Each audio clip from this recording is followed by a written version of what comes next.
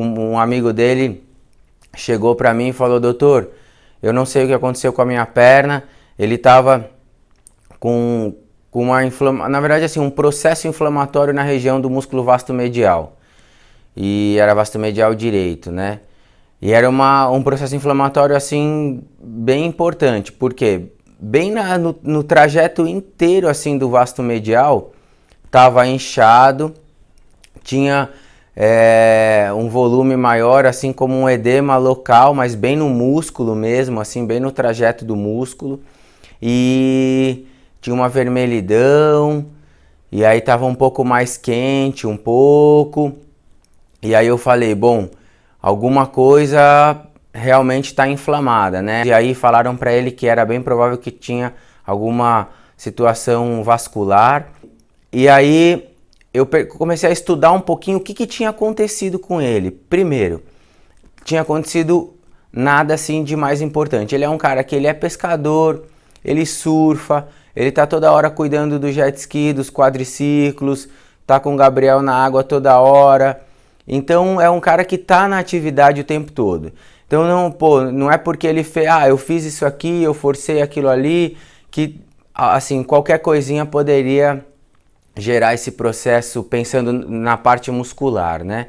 Eu deixei um pouquinho ali para entender, mas eu falei, bom, eu não posso trabalhar com compressão isquêmica, não posso trabalhar com agulhamento a seco, porque eu não sei o que está acontecendo realmente. Mas ele me explicou que ele tinha forçado para carregar o jet com a galera. Então já me alertou bem, porque eu já percebi que ele tinha feito um esforço, né?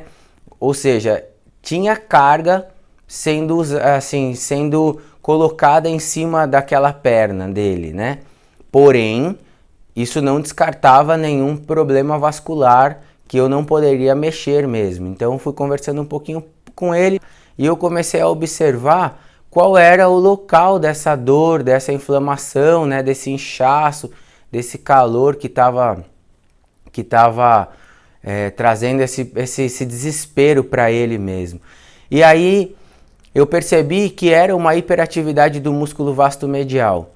E devagarzinho, né, com aquela minha delicadeza ali do método FPM, eu fui vendo em relação ao tecido muscular, fui percebendo que o tecido muscular estava mesmo mais contraído e eu não podia fazer um trabalho muito agressivo. Tive que trabalhar naquele meu jeitinho perfeito, ajustando, sem agredir o tecido, porque já existia um processo inflamatório. Só que ao mesmo tempo eu pensava, pô, se eu usar um dry needling aqui, eu vou gerar um processo de espasmo muito grande, né? Uma contração reflexa muito grande, e eu já tô com uma contração muito grande aqui, então eu vou gerar um probleminha talvez maior ainda. E fui trabalhando ali com os meus cuidados, devagarzinho liberando o músculo, soltei um pouquinho e comecei a conversar com ele. Ele falou que não sentia dor, se eu fazia tal movimento ele não sentia, só sentia uma sensação de alívio. E fui conversando com ele. Quando ele fazia a flexão do joelho ele não sentia, mas quando ele andava, ele sentia como se fosse um músculo mais rígido balançando dentro assim. Cada vez que ele colocava a fase de contato inicial, né, fazia a fase de contato inicial no chão com a perna direita, ele sentia como se fosse uma coisa mais rígida vibrando lá dentro. E aí, nessa região não tinha uma artéria importante, né, a ponto de causar essa obstrução vascular, porque se fosse uma obstrução vascular acima do joelho, já teriam alguns sintomas muito maiores, né, em relação a toda a parte física dele, em relação ao corpo dele. Uma suspeita de uma trombose, né, um caso que poderia ter complicado muito mais a vida dele.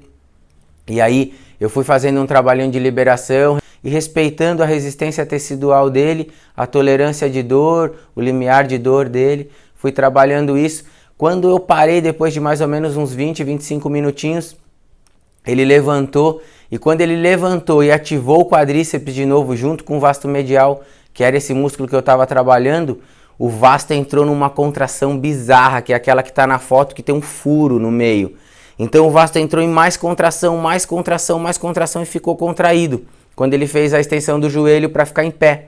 E aí ficou na contração, falei para ele andar um pouco, o joelho foi enrijecendo, a gente fez um alongamento, junto com uma liberação miofascial instrumental, com o mioblaster, soltei mais um pouquinho, coisa de 1 minutinho, enquanto eu alongava o joelho dele, o quadríceps dele na flexão, e aí o joelho dele foi soltando, e aí ele ficou bem, e ele ficou bem mesmo, ele ficou um pouco dolorido só, mas muito pouco, e o joelho dele foi voltando ao normal.